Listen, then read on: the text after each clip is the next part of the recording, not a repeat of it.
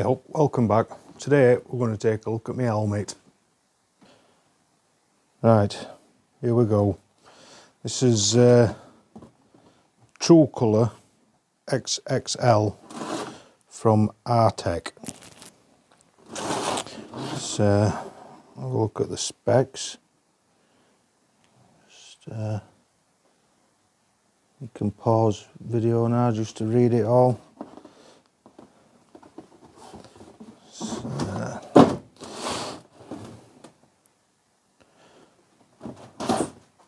I think it were about 100 quid. I did show it in my previous video when I did a review on that. I'll leave a link to that in the description, or it'll pop up at the end of the video if you're interested. So let's get into it and have a look. Oh, bloody hell. Right, here we go. Don't look anything fancy.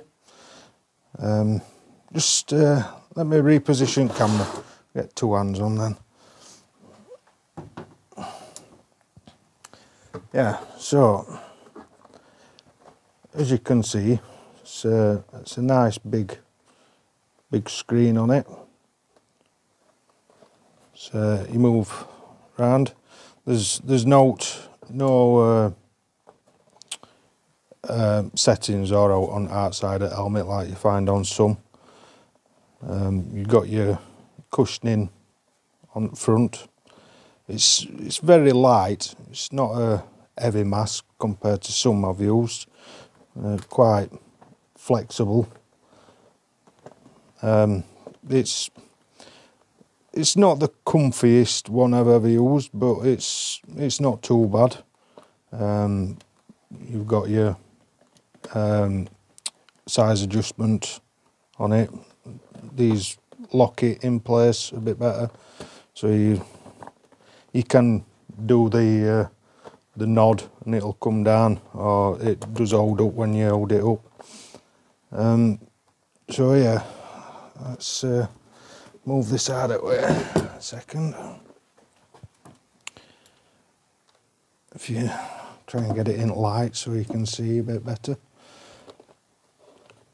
So to remove all this, you just simply pull on these levers. That brings this out, so you've got your clear screen in there. It's quite simple to move. This is what you've got. This does come out of this. You just have to. That's how you remove that. As you can see, a little bit dirty, but as far as your functions go, it does take a battery, if I can remember where. One in each side, here and here. That keeps your memory. Turn it on, press and hold your on button. Let me try and show you this right.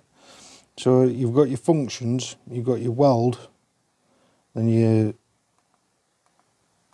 that'll go up to shade 13, down to shade 9. Go on to your cut, you go from shade 5, which is your lowest, up to shade 8. Press it again, we're on grind. That is just stuck at shade 4.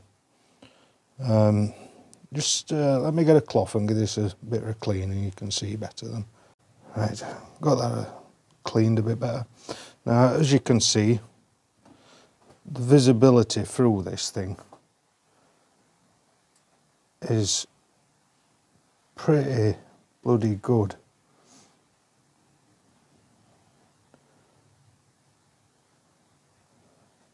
That's on your grinding mode. Obviously if you have it on welding, let's just turn it up a little bit. Obviously you've still got your same visibility, so you can see everything, you can set everything up while you've still got your mask on. You don't have to keep taking your mask off. One thing I will mention, what I found out fairly soon, well, if you're tacking stuff and you're messing about trying to line stuff up for a period of time, or you might have to just nip and just cut something off and come back and weld it on, this does turn off.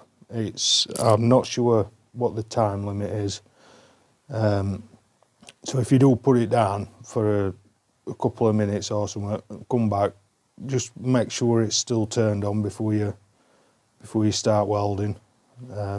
That's something I did. I thought, what the bloody hell's happening here? I realised it turned it sen off. So you can press and hold it, that will turn it off. So let's get it all put back together. I'll set welder up and give you a little demonstration. Right, so we've got all that put back together. I'll show you, it does come with a manual. I'll just quickly flick through this. If there's out you want to have a look at, just pause it. I don't know whether you'll actually be able to read it all, but and then we'll do a demonstration on what it looks like. So personally, I think the visibility on this helmet is fantastic. It's probably one of the best that I've actually used so far. I have used a lot of welding helmets in past and what I've got at work, etc. This is, I can actually see what I'm doing for a change. So we'll get welder and everything set up. We'll try and fit you inside helmet and give you a view of what it looks like.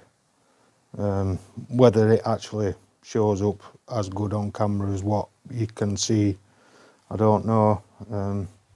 But I've seen a lot of reviews on these. A lot of people were saying how good the visibility is. Obviously you can never be sure until you try it yourself, but yeah, it's really good. I'm very impressed with it. So we'll get set up now. We'll get a bit of scrap and we'll do a couple of runs and show you what it's like. Right, we've got you set up inside helmet now. So I'll just do a blind run, see what it looks like. Yeah, I'm not going to be able to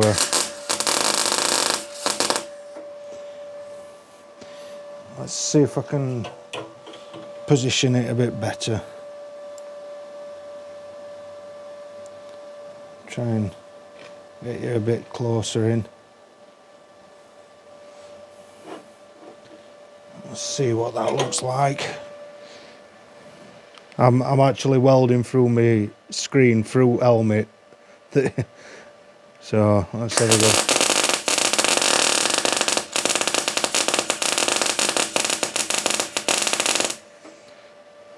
Right, I think that gives you a pretty decent idea.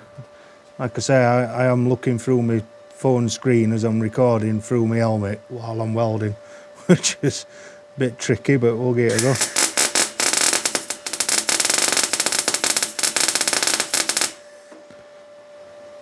Obviously, my power settings are not right for what I'm doing. I'm just giving you a rough idea of what it actually looks like. I can say, looking at the screen through it, it is actually better while you're wearing it. You do get a much better view in person, should I say. So yeah. Well, I remember, I forgot to mention, it does actually come with 2 new spare protective lenses. So just thought I'd let you know that was what. Right. So like I say, you can, while you're wearing it yourself, I'm struggling to actually film it. It does look better when you're actually seeing it with your own eyes. As for the fit, it's you know, it's a fairly good fit. Probably would benefit if you're using it for a long period of time. Maybe buy a couple more of these sponge liners, you know, for on top and on back. I think you can get them. I know some other helmets use them, but for well, what you call as a mid-budget sort of price range, I know 100 quid, you can get them like cheaper, but you get what you pay for, you know. They're proper crap, them cheap ones. But this, it's yeah, you've got a good viewing area. It's a fairly big viewing area, and it's, yeah, you can just see everything. It's it'd be good for, well, I've used it when cutting with plasma. You can see everything that you're doing when you put it on cut function. All your chalk marks and everything, you know, that you're trying to follow, you can see them all. I've not really used grinding function because, well, I've just got my gigs on, or safety squints or whatever. But yeah, for welding, cutting, I think they said these are good for TIG welding. I've never done TIG yet. I've done 5 different types of welding and TIG isn't one of them, but I will have a go at some point. So anyway, if you like the video, remember subscribe. I'll be showing my plasma cutter off next. I'll catch you in the next one. Cheers.